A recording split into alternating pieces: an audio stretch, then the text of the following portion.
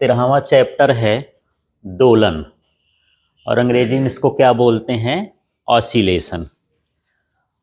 तो कुछ चीज़ों को समझते हैं तो दोलन भी समझ में आएगा। सबसे पहले हम बात करते हैं आवर्ती गति, पीरियोडिक मोशन। ये क्या होती है? तो जब वस्तु गति करती है, उसका मार्ग वही हो और समय अंतराल भी वही हो और बार बार गति करती हो, उसी मार्ग में कैसी गति करती हो, बार बार गति करती हो, तो उसे हम क्या कहते हैं, आवर्ती गति। ठीक है, तो सीधा सा है, जब कोई वस्तु निश्चित समय अंतराल में निश्चित मार्ग में बार बार गति करती है तो उसे हम क्या कहते हैं, आवर्ती गति। ठीक है, अब जैसे आपके सामने ये घड़ी है, घड़ी में भी आप देख रहे होंगे कि ये जो सेकंड का कांटा है, एक निश्चित समय बाद 60 सेकंड बाद यहीं का यहीं पहुंच जाएगा। तो ये सेकंड के कांटे की गति कैसी कहला गई, आवर्ती गति कहला गई।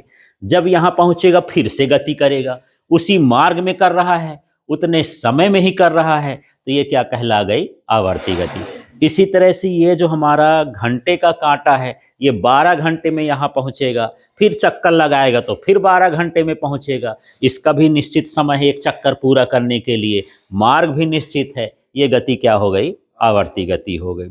ऐसे मिनट का भी कांटा है तो 60 मिनट में एक चक्कर लगाएगा, तो इसका भी क्या हो गया, आवर्ती गति हो गई। तो यहाँ पर दो चीज़ें आपको समझना है कि उसका मार्ग फिक्स हो, रास्ता न बदले, बार बार उसी रास्ते में चले, और दूसरा उसका समय निश्चित हो, तब हम उसको बोलेंगे कि ये कैसी गति हो गई, आवर्ती गति हो गई।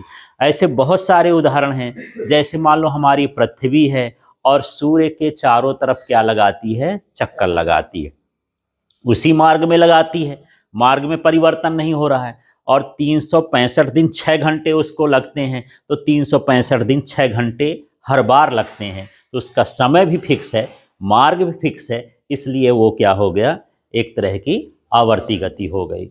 ऐसे चंद्रमा जो है पृथ्वी का चक्कर लगाती है ना, तो चंद्रमा जब पृथ्वी का चक्कर लगाती है तो 27 दिन 8 घंटे का समय लेती है, तो उसका जो है ना, तो समय भी निश्चित है, मार्ग भी निश्चित है, वो भी कैसी कहला गई, आवर्ती गति। तो यहाँ पर ग्रह और उपग्रह की जो गति होती है उसको हम किस में शामिल कर सकते हैं, आवर्ती गति में है। यहाँ घूर्णन गति भी आवर्ती गति है। जैसे पृथ्वी अपने ही जगह पर अक्ष पर घूमती रहती है और उसको घूमने में 24 घंटे लगते हैं। कितने लगते हैं, 24 घंटे। तो बार बार उसी रास्ते में घूमती है और उतने समय में ही घूमती है, तो वो घूर्णन गति भी क्या कहला गई, इसकी आवर्ती गति हो गई। जितने ऊपर पिंड हैं सारे घूर्णन गति करते हैं, चाहे चंद्रमा हो, सूर्य हो और पृथ्वी हो। सूर्य भी गति करता है, स्थानांतरित नहीं करते, अपना स्थान नहीं बदलता है, पर घूमता वो भी है। ठीक है, तो घूर्णी गति जो निश्चित समय में होती है उसको हम क्या बोलेंगे कि आवर्ती गति है। यदि पंखे को हम चालू कर दें, अब ये लगातार घूमे, एक ही स्पीड से घूमे, एक ही समय पर चक्कर लगाता रहे, रास्ता तो बेचारा बदलेगा नहीं, उसको तो फिक्स करके रखें कि तुमको यहीं यहीं घूमना है, तो ये क्या कहलाएगा, एक तरह की आवर्ती गति हो गई। जो इलेक्ट्रॉन की कक्षीय गति होती है, हम जानते हैं इलेक्ट्रॉन नाभिक के चारों ओर विभिन्न कक्षाओं में चक्कर लगाता है, तो उसका कक्षा भी फिक्स रहता है, उसका समय भी फिक्स रहता है, वो भी कैसी कहला गई, एक तरह की आवर्ती गति कहला गई। अभी घड़ी के सुइयों की गति हम बता दिए, ये भी क्या होती है, आवर्ती गति होती है। झूले की गति, अब झूले आप देखे होंगे, एक रस्सी बांधते हो, नीचे बैठने का सिस्टम बनाते हो कि रबड़े बांध लिए कि पटिया बांध लिए कि कुछ भी, है ना, ऊपर पेड़ में लगे हो। अब यहाँ से किसी को बोलते यार इसे धक्का दो, तो इधर जाता है उधर जाता है, इस तरह से उसी मार्ग में बार बार वो क्या होता रहता, चलता रहता है, तो उसे हम क्या कहेंगे कि ये भी क्या है, आवर्ती गति है। इसी तरह से लोलक की गति, जिसको पेंडुलम कहते हैं, तो पेंडुलम भी झूलन की तरह होता है, बस घड़ी के साथ लटक गया तो पेंडुलम कहने लगते हैं, और जब हम लटके तो झूला कहलाता है, वही इसी सिस्टम को। ठीक है, तो वो पेंडुलम भी क्या होता है, एक तरह का आवर्ती गति को बताता है। फिर कंपन है, मान लो ये हाथ है, अब ये किसी किसी को बीमारी हो जाती है, ऐसे ऐसे हिलने लगता है, सियाने होंगे तो ऐसे ऐसे हाथ हिलता है, तो हाथ थोड़ी ना भाग जा रहा है, वो हिल रहा है ऐसे। ठीक है, आपका दिल एक निश्चित समय में क्या होता है, धक धक धक धका धक ऐसे चलता है, वो एकदम से धीरे धीरे चलता है, एकदम से ज़्यादा पंप करता है, फिर है ना। उसका जब हम बनाते हैं ना ग्राफ, तो ऐसे बनता है, ऐसे ऐसे ऐसे ऐसे ऐसे ऐसे। कभी इसका ईसीजी देखना, ईसीजी जब करके आते हैं तो ये वो धक धक धका धक ऐसे करके थोड़ा दम से मारता है। तो ये भी एक निश्चित अंतराल में चलता रहता है ना। और जिसका निश्चित अंतराल में नहीं चले, मान उसका दिल खराब है, उससे दोस्ती मत करना, ठीक है। तो ये हो गया। तो इस तरह से ये जो है एक तरह की जो कंपन गति होती है, दोलनी गति होती है, ये सभी किसमें आती हैं? आवर्ती गति में आती हैं। तो आवर्ती गति समझ में आ गई, है ना।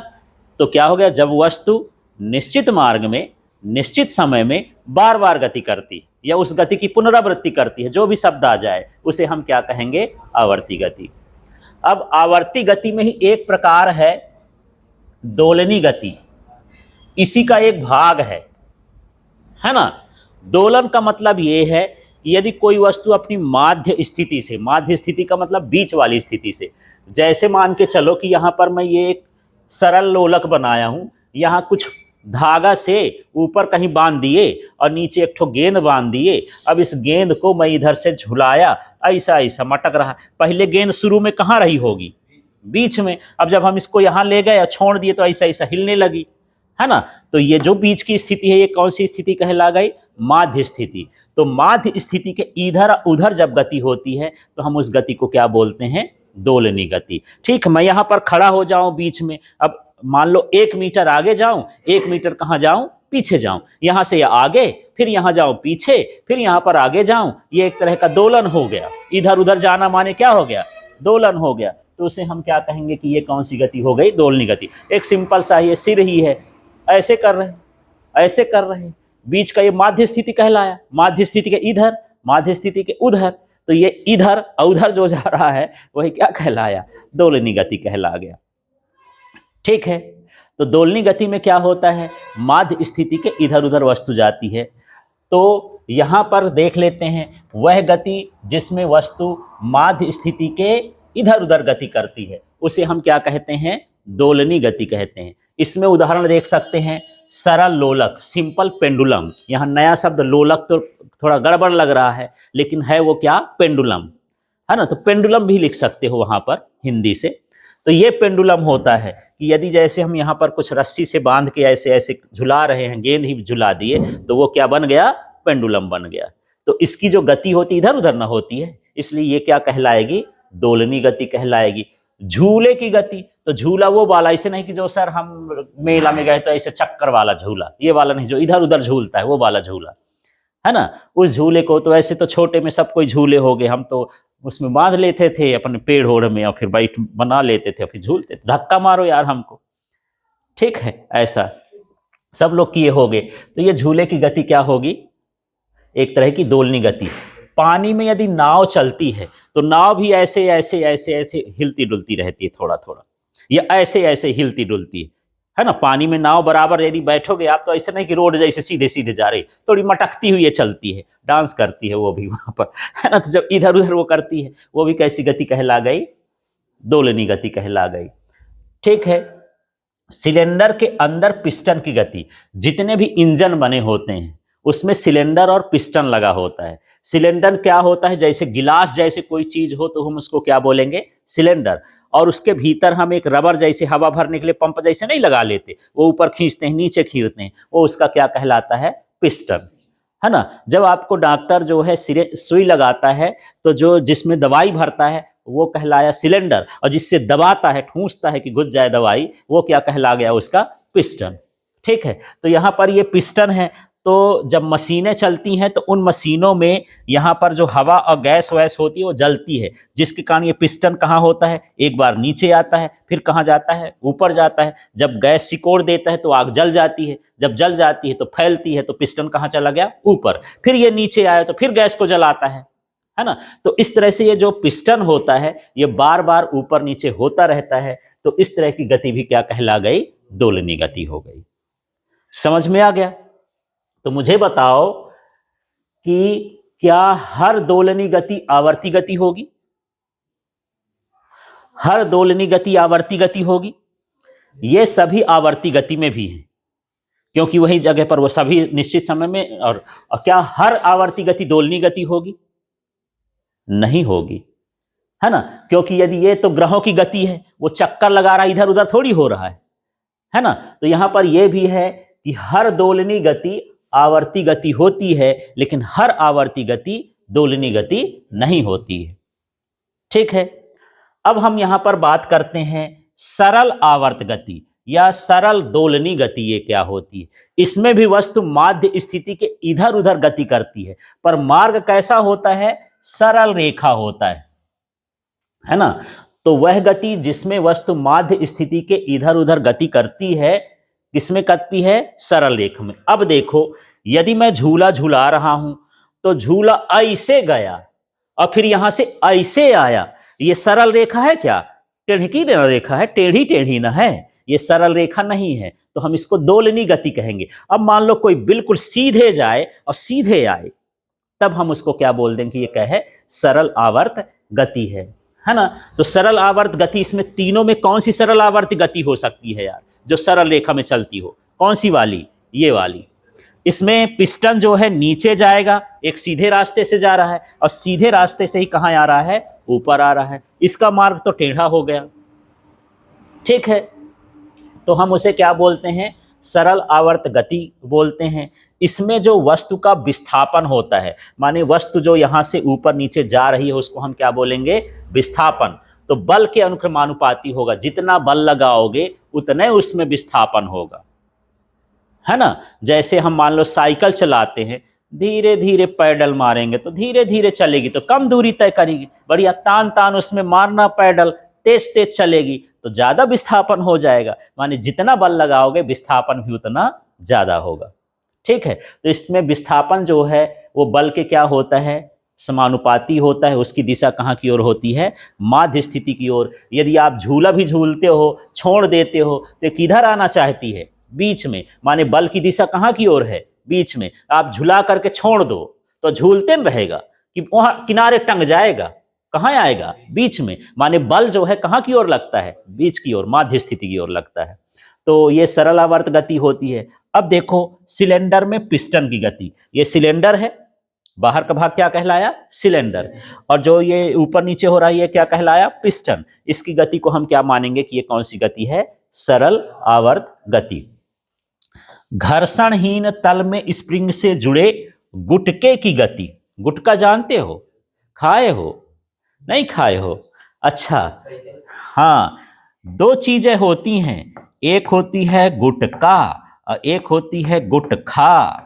ठीक है ना। तो मैं यहाँ पर गुटखा, ये खाने वाला है जो आप खाते हो, और ये गुटका मतलब होता है लकड़ी वकड़ी का कोई भी ऐसे टुकड़ा, ब्लॉक, है ना, उसको क्या बोलते हैं? जैसे मान के चलो आप साइकिल में ब्रेक लगाते हो तो ब्रेक में जो रबर के लगे रहते हैं, हम उसको क्या बोलते हैं? गुटका बोल दिए। लकड़ी का टुकड़ा हो इसी तरह का, हम क्या बोलेंगे? गुटका। और जो खाएंगे वो हो जाएगा गुटखा। ठीक है, तो उसको खा नहीं है, यहाँ पर का है। अब यहाँ पर क्या है? ये मान लो ये मेरे पास एक तल है, ठीक है, यहां पर एक मैं स्प्रिंग इस तरह से जोड़ देता हूं ऐसे, ठीक है, और इसके एक सिरे में यहां पर एक ठो ब्लॉक जोड़ दिए, क्या हो गया? गुटका। ये क्या जोड़ दिए? गुटका। अब ये जो है तल जो है घर्षणहीन है, बहुत चिकना कर दिए, खुरदुरा नहीं है। अब मैं इसको गुटका को ये करब दबाया तो क्या होगा? इतना यहां दूर तक दबा दिया तो क्या होगा? ये झटका मारेगा, और झटका मारेगा तो यहीं आएगा क्या? इससे कहां जाएगा? थोड़ा आगे, फिर ये नीचे आएगा, फिर ऐसे ऐसे ऐसे ऐसे चलता रहेगा। तो कैसा मार्ग हो गया इसका? सरल रेखा, है ना। जब सरल रेखा हो गया तो ये कैसी गति हो गई? सरल आवर्त गति हो गई। अब देखो पानी में नाव के ऊपर नीचे की गति, मान ले नाव है, ऐसे जा रही, ऐसे जा रही, ऐसे जा रही, जैसे लहर चलती ऊपर नीचे ऐसे ऐसे, तो एक रास्ता कैसा हो गया? सरल रेखा ना। सीधा सीधा ऊपर नीचे जाना माने क्या हो गया? सरल रेखा हो गया। तो ये कैसी गति हो गई? सरल आवर्त गति।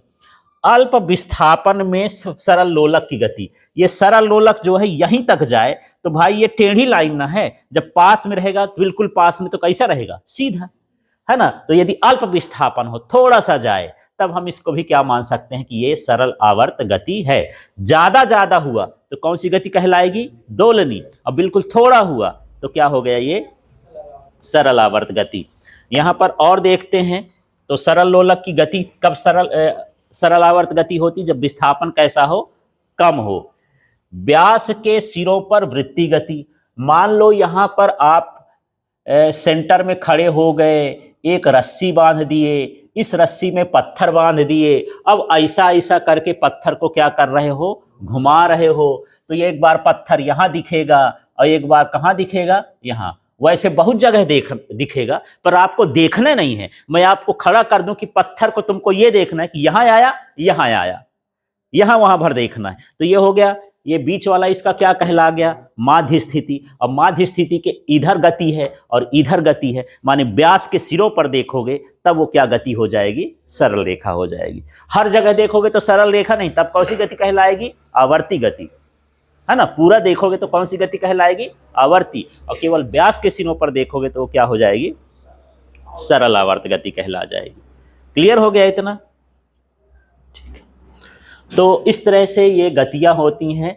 तो अब यहां पर समझते हैं कि हर सरल आवर्त गति दोलनी गति भी होती है, आवर्ती गति भी होती है। सरल आवर्त गति को हम कौन सी गति मान सकते हैं, दोलनी गति। अब दोलनी गति को हम क्या मानते हैं, आवर्ती गति। तो हर सरल आवर्त गति दोलनी भी हो सकती है, आवर्ती भी हो सकती है, लेकिन हर दोलन सरल आवर्त गति नहीं होगा। हर आवर्ती गति, हाँ, दोलनी गति भी नहीं होगी, सरल आवर्त गति भी नहीं होगी। ठीक है, तो कहना चाहिए यदि मैं वन डे ग्राफ वो बनाऊं, इसका ग्राफ, तो इसमें जो ऊपर का भाग है, फिर इसके भीतर का भाग है, इसके भीतर का भाग है, मुझे बताओ कि अंदर वाला किसको बता रहा है, ये छोटका है, इसको बता रहा है ना। हाँ, फिर जो बाहर वाला घेरा है वो किसको बता रहा है, ये दोलनी गति, और ये वाला इसको बता रहा है। मतलब आवर्ती गति के भीतर कौन होता है, दोलनी गति, और दोलनी के भीतर कौन होता है, सरल आवर्त गति होती है। ठीक है, तो यहां से ये भी पता चलता है कि सरल आवर्त गति दोलनी गति नहीं है, उसके बाहर थोड़ी, उसके एरिया में तो आता नहीं, एरिया की कहां हो गया, बाहर हो गया, इलाका खत्म हो गया उसका यार। ठीक है।